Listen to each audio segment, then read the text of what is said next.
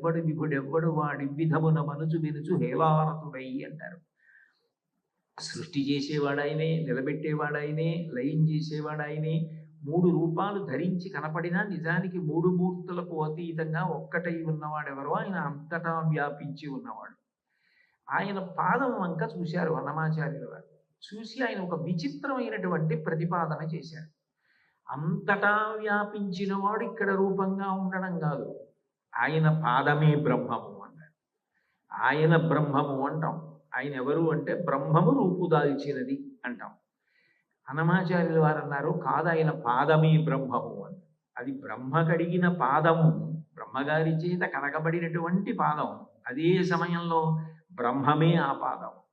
అది అంతటా వ్యాపించినది అన్నారు. అంతటా పాదం వ్యాపించి ఉండడం ఏమిటి?